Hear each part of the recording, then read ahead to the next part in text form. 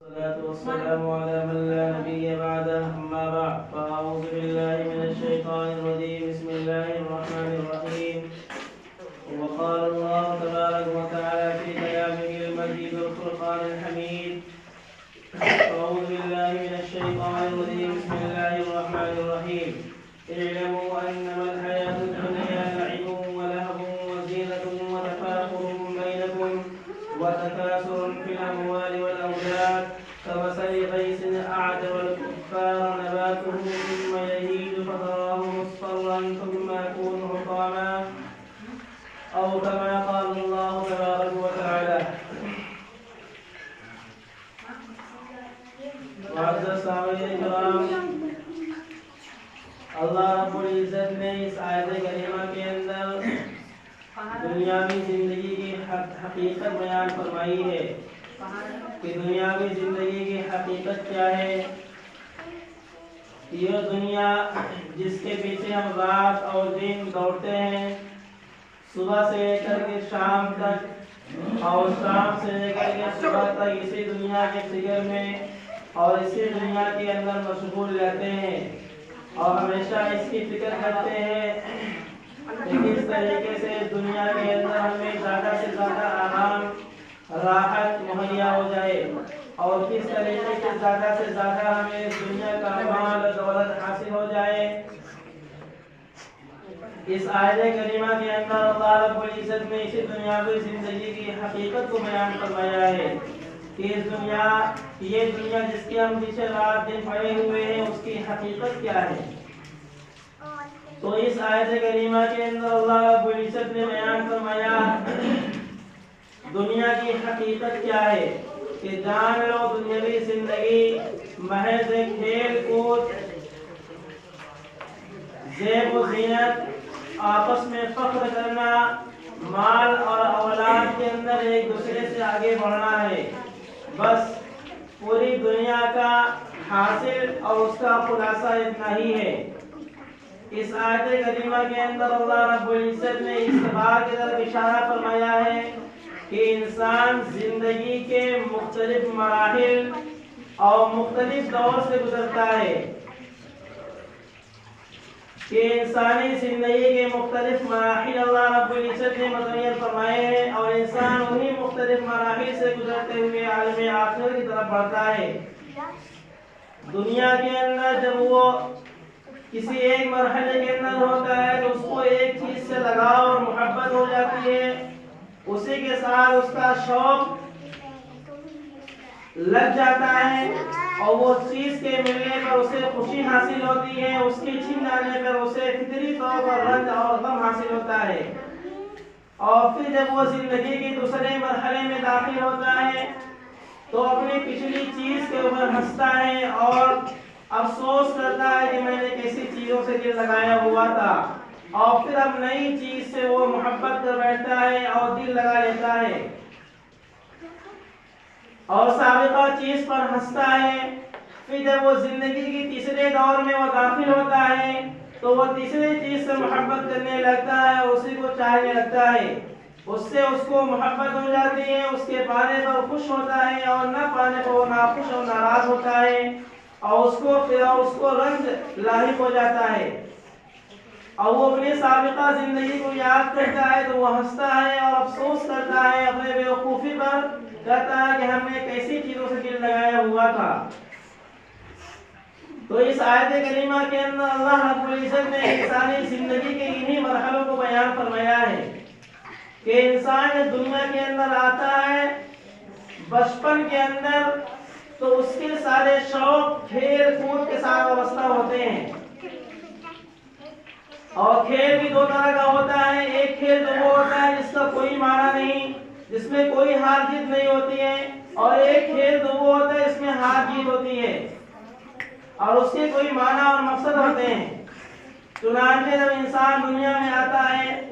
اور چھوٹا ہوتا ہے، ماں کی گود میں ہوتا ہے، تو اس کے سارے شوق ایسے کھیل کے ساتھ وابستہ ہوتے ہیں جس کا کوئی مقصد نہیں ہوتا۔ مثلا اگر بچے کو جھنجھنا دے دیا جائے تو وہ اسی کو کھیلتا رہتا ہے اور اسی کو اپنا سب کچھ سمجھتا ہے، اپنی پوری کائنات پوری دنیا اسی جھنجھنے کو سمجھتا کچھ چھین لیا جائے تو وہ روتا ہے، اس لیے کہ اس کی پوری کائنات چھین لی گئی، اس کا سب کچھ چھین لیا گیا۔ بچہ اپنے جھنجھنے کو سب کچھ سمجھتا ہے کہ ہمارا سب کچھ یہی ہے۔ ایسے ہی انسان جب اور بچے کی ترقی ہوتی ہے، اس کے اندر ذرا سوجھ بوجھ اور پیدا ہوتی ہے، دنیا کے دوسرے مرحلے کے اندر، وہ زندگی کے دوسرے مرحلے کے اندر قدم رکھتا ہے، تو اگر وہی جھنجھنا جس کو محبت اور لگاؤ تھا، اب بچہ جب کچھ سمجھدار ہو جاتا ہے، اب وہی جھنجھنا اگر اس کو دیا جائے تو اس سے نفرت ہو جاتی ہے۔ نہ صرف یہ کہ وہ جھنجھنا لا کر دینے والے سے خوش ہوتا ہے، بلکہ جو ہے اس پر ناراض بھی ہوتا ہے اور یہ سوچتا ہے کہ میں کوئی چھوٹا بچہ ہوں جو اس کے ساتھ کھیلوں گا۔ غرض یہ کہ بچہ کہ کھیل کا تعلق ایسے کھیل کے ساتھ ہو جایا کرتا ہے جس میں ہار جیت ہوتی ہے۔ اب رات دن اسی کے لیے محنت کرتا ہے، اسی کے شوق میں لگا رہتا ہے، اور پھر اگر اس سے کوئی منع کرتا ہے اس کو ناراضگی ہوتی ہے۔ پھر انسان اور ترقی کرتا ہے، جوانی کی دہلیز پر قدم رکھتا ہے تو اب اس کو کھیل کود سے لگاؤ ختم ہو جاتا ہے۔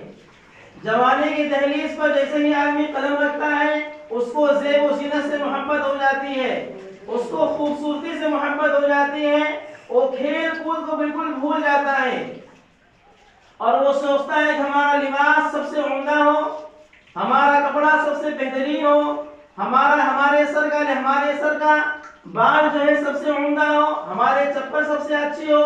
گویا کہ وہ یہ محسوس کرتا ہے، وہ یہ سمجھتا ہے کہ میں سب سے زیادہ حسین دوسروں کو نگاہ کے اندر لگنے لگوں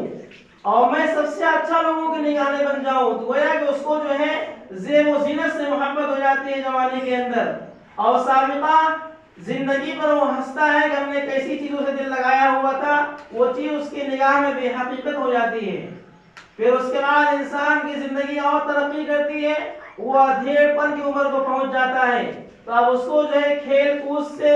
زیب و زینت سے، بناؤ و سنگار سے اس کا تعلق ختم ہو جاتا ہے۔ پھر جو ہے اس کا شوق شوق جو ہے فخر کے ساتھ ہو جاتا ہے، زندگی کے سرمایہ اکٹھا کرنے کے لیے ہو جاتا ہے کہ میں سماج کے اندر، معاشرے کے اندر میری سب سے زیادہ حیثیت ہو اور میں زیادہ سے زیادہ ڈگریاں حاصل کر لوں اور سماج اور معاشرے کے اندر لوگ سب سے نمایاں اور اعلیٰ کردار کو ہم کو سمجھنے لگے۔ گویا کہ ادھیڑ پن کی عمر میں جب انسان پہنچتا ہے تو اس کی ساری محبت، اس کا سارا شوق سرمایہ کے ساتھ ہو جایا کرتا ہے، کہ فخر کے ساتھ، کہ لوگوں کے درمیان میں سب سے زیادہ متفخر بن جاؤں، میں سب سے زیادہ جو ہے مجھے فخر کی نگاہ سے لوگ دیکھنے لگیں۔ جب انسان کا یہ دور ختم ہو جاتا ہے، بڑھاپے کے دور میں انسان داخل ہوتا ہے، تو اب یہ جو ہے زیب و زینت سے تعلق اس کا ختم ہو جاتا ہے، اور اس کو جو ہے فخر کے ساتھ جو زندگی گزار رہا تھا وہ بھی اس کی حیثیت ختم ہو جاتی ہے، اس کو بے حقیقت سمجھتا ہے۔ اب بڑھاپے کے اندر انسان کو قرآن نے کہا دو چیز سے انسان کو محبت ہوتی ہے، وہ یہ چاہتا ہے کہ ہمارا مال سب سے زیادہ ہو جائے اور ہماری اولادیں سب سے زیادہ ہوں، لیکن یہ دور وہ دور تھا کہ جب لوگ مال کے ساتھ کثرت اولاد پر، یعنی اولاد کے زیادہ ہونے پر لوگ فخر کیا کرتے تھے، لیکن آج اولادوں کے زیادہ ہونے کا فخر نہیں ہے۔ یہ دور ایسا ہے کہ اس دور کے اندر لوگ اپنی اولاد کے اعلیٰ تعلیم پر اور اعلیٰ ڈگری پر اور اعلیٰ عہدے اور منصب پر فخر کیا کرتے ہیں، لیکن ایک دور وہ بھی تھا کہ جب لوگ کثرت اولاد پر فخر کیا کرتے تھے۔ بہرحال قرآن کریم نے کہا بڑھاپے کے اندر عمر کو جب انسان پہنچتا ہے اس کو دو چیز سے محبت ہو جاتی ہے، ایک مال سے کہ اس کا مال زیادہ ہو جائے، اور دوسرے اس اولاد سے کہ اس کی اولادیں زیادہ ہو جائیں، تاکہ دوسروں پر فخر کرنے کا موقع ملے، ہماری اولاد سب سے زیادہ ہے، ہمارا مال سب سے زیادہ ہے۔ تو آپ نے دیکھا کہ زندگی کے ہر مرحلے کے اندر جس سے انسان گزر کے زندگی کے دوسرے مرحلے کے اندر داخل ہوتا ہے تو اپنے سابقہ زندگی کو بیکار سمجھتا ہے کہ ہم نے بچپن کے اندر زندگی کیسے گزاری تھی، ہمارا شوق کیسے چیزوں کے ساتھ تھا۔ جب وہ ترقی کر کے جوانی کے اندر پہنچتا ہے تو کھیل سے اس کا تعلق تعلق ختم ہو جاتا ہے، وہ کھیل کو بیکار سمجھتا ہے۔ ایسے ہی جیسے جوانی سے گزر کر کے انسان جو ہے بڑھاپے کے اندر پہنچتا ہے تو زیب و زینت کو، بناؤ سنگار کو، ٹیپ ٹاپ اور شان و شوکت کو بیکار سمجھنے لگتا ہے کہ کوئی چیز نہیں ہے، اور بڑھاپے کے اندر انسان مال کو، اولاد کو، سب کچھ سمجھتا ہے۔ تو اللہ تعالیٰ فرماتے ہیں کہ انسان بڑھاپے کے اندر پہنچ کر کے رک جاتا ہے، لیکن اللہ فرماتے ہیں کہ انسان کی آنکھیں بند ہونے کے بعد اور عالم قبر کے اندر پہنچنے کے بعد انسان کی زندگی کا دوسرا دور عالم آخرت شروع ہونے والا ہے، جہاں یہ دنیا جس کو حاصل کرنے کے لیے اور جس کو حاصل کرنے کے لیے ہم رات دن فکر کرتے رہتے ہیں اور اسی کے لیے ہم لڑتے ہیں، بڑھتے ہیں، مرتے ہیں اور حتی الامکان اس کو حاصل کرنے کی کوشش کرتے ہیں، آخرت میں پہنچنے کے بعد، عالم قبر کے اندر پہنچنے کے بعد ہمیں دنیا کی حقیقت اس وقت معلوم ہوگی، اور ہمیں اس وقت معلوم ہوگا کہ دنیا کی حیثیت آخرت کے مقابلے میں کیا ہے۔ جب اللہ رب العزت سے ملاقات ہوگی تو دنیا کی حیثیت ہماری نگاہوں کے اندر واضح ہو جائے گی۔ جس طریقے انسان دنیا کے دیگر مختلف مرحلوں سے گزرتے ہوئے اپنے سابقہ زندگی کو بیکار سمجھتا ہے، ایسے ہی عالم آخرت میں پہنچنے کے بعد، عالم قبر میں پہنچنے کے بعد انسان دنیا کی زندگی کو بے حقیقت سمجھے گا۔ اس کی مثال اللہ رب العزت نے اسی آیت کریمہ کے اندر بیان فرمائی ہے کہ کمثل غیث اعجب الکفار نباتہ ثم یہیج فتراه مصفرا ثم یکون حطاما، کہ دنیاوی زندگی کی مثال ایسے ہی ہے جیسے کہ آسمان سے بارش ہو اور اس بارش کے ذریعے سے اللہ رب العزت بے شمار نباتات، بے شمار پیڑ پودے اور مردہ زمین کو اللہ زندہ کر دیتا ہے بارش کے پانی کے ذریعے سے، اور پوری کھیت ہریالیوں کے اندر تبدیل ہو جاتی ہے اور پورا کھیت ہرا بھرا ہو جاتا ہے۔ اور یہ کھیت کا ہرا بھرا ہونا آدمی کو یعنی کسان کو بڑا ہی بہترین معلوم ہوتا ہے، لیکن کہتے ہیں کہ اس دنیا اس کے بعد اس کھیتی کے اوپر ایک دور وہ بھی آتا ہے کہ وہ کھیتی پک کر کے سرخ ہو جاتی ہے، پیلی ہو جاتی ہے، زرد پڑ جاتی ہے، اور اس کے بعد آخر ٹائم اس پر یہ ٹائم وقت آتا ہے وہ کھیتی بھوسا ہو جاتی ہے۔ تو اللہ تبارک و تعالیٰ اس مثال کے ذریعے سمجھانا چاہتا ہے یہ دنیاوی زندگی کے ہر مرحلے تمہیں بڑے خوشنما معلوم ہوتے ہیں، ایسے ہی بچپن ہے، جوانی ہے، بڑھاپا ہے، سارے مرحلے تمہیں خوب اچھے معلوم ہوتے ہیں کہ بچپنے کے اندر کھیل بھی اچھا لگ رہا ہے، جوانی کے اندر جو ہے ٹیپ و ٹاپ، شان و شوکت، بناؤ سنگار، زیب و زینت اچھی لگ رہی ہے، بڑھاپے کے اندر مال و اولاد کا اکٹھا کرنا، زیادہ کرنا اچھا لگ رہا ہے، لیکن جب آخرت میں اللہ رب العزت سے ملاقات ہوگی تو دنیاوی زندگی اور یہ چیزیں تمہیں جو ہے بھوسا دکھائی دیں گی۔ معلوم یہ ہوا کہ آخرت کی زندگی ہمارے لیے اصل زندگی ہے، دنیا کی زندگی ایک عارضی زندگی ہے۔ جس طریقے سے مسافر سفر کرتے ہوئے وہ جو ہے جس اسٹیشن پر اور جس جگہ پر قیام کرتا ہے وہ اس کو عارضی جگہ سمجھتا ہے کہ ہمیں یہاں پر چند دنوں تک رہنا ہے، پھر یہاں سے ہمیں کوچ کر کے اپنے اصلی مقام پر پہنچنا ہے، ایسے ہی دنیاوی زندگی ایک عارضی زندگی ہے۔ اس زندگی کو ہمیں عارضی زندگی ہی سمجھنا چاہیے، اسی لیے کہ ہمارا آخری مقام اور آخری مستقر جہاں ہمیشہ میں رہنا ہے وہ اللہ رب العزت نے آخرت بنایا ہے، اسی لیے ہمیں اسی کی کوشش کرنی چاہیے، ہمیں اپنے اعمال کو سنوارنا چاہیے۔ جو آدمی دنیا کی کھیتی کا صرف طلبگار ہوگا یعنی صرف دنیاوی زندگی کو چاہے گا تو اللہ فرماتے ہیں کہ اس کو دنیا کے اندر تو دے دیں گے لیکن آخرت میں اس کا کوئی حصہ نہیں ہوگا، اور جو آدمی آخرت کو چاہے گا تو اللہ فرماتے ہیں ہم اس کو دنیا میں بھی دیں گے اور آخرت میں اس کو بے شمار عطا فرمائیں گے۔ اللہ نے فرمایا ہے کہ من کان یرید حرث الآخرۃ نزد له فی حرثہ، کہ جو آدمی جو ہے دنیا کی زندگی کے اندر رہ کر کے آخرت کو زندگی کو حاصل کرنا چاہتا ہے ہم اس کو مزید دے دیتے ہیں، یعنی دنیا میں بھی دیں گے آخرت میں بھی دیں گے۔ ومن کان یرید حرث الدنیا نؤتی منها وما له فی الآخرۃ من نصیب، اور جو آدمی دنیا کی زندگی کے اندر رہ کر کے صرف دنیاوی زندگی کی ہی جو ہے حرص رکھتا ہے، وہ چاہتے ہیں کہ صرف دنیا ہی کے اندر سب کچھ مل جائے، تو یاد رکھیے اللہ فرماتے ہیں کہ اس کو دنیا میں تو مل جائے گا وما له لَهُ فِي الْآخِرَةِ مِن نَصِيب، آخرت میں اس کا کوئی حصہ نہیں ہوگا۔